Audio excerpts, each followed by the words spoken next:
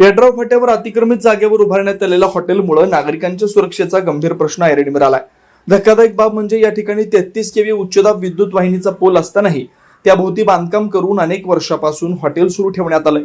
सार्वजनिक बांधकाम विभागानं रस्ता वाहतुकीस अडथळा ठरणारी अतिक्रमण हटवण्याची मोहीम हाती घेतल्यानंतर हा प्रकार उघडकीस आला। परिसरातील नागरिकांमध्ये संतापाची लाट उसळली।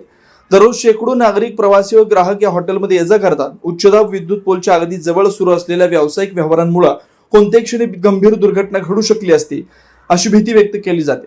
विजेचा धक्का लागून एखादा जीव गेला असता तर त्याची जबाबदारी कोण घेणार असा सवाल नागरिकांकडून उपस्थित केला जातोय। विशेष म्हणजे एवढ्या गंभीर बाबीकडे महावितरण प्रशासनानं वर्षानुवर्ष दुर्लक्ष केल्याचा आरोप होतोय। विद्युत सुरक्षेची जबाबदारी असलेल्या संबंधित यंत्रणांनी या ठिकाणी पाहणी केली नव्हती का? नियमांचं उल्लंघन होत असताना कारवाई का करण्यात आली नाही असे प्रश्न आता उपस्थित होत आहेत। इलेक्ट्रिक इन्स्पेक्टर कार्यालयाच्या कार्यपद्धतीवर नागरिकांनी तीव्र नाराजी व्यक्त केली। नागरिकांच्या मते हा प्रकार केवळ निष्काळजीपणाचा नसून लोकांच्या जीवाशी खेळ करण्यासारखा आहे। आर्थिक फायद्यासाठी सर्व नियम धाब्यावर बसून हॉटेल सुरू ठेवण्यात आलं आणि संबंधित विभागांनाही डोळेझाक केल्याचा आरोप होतोय।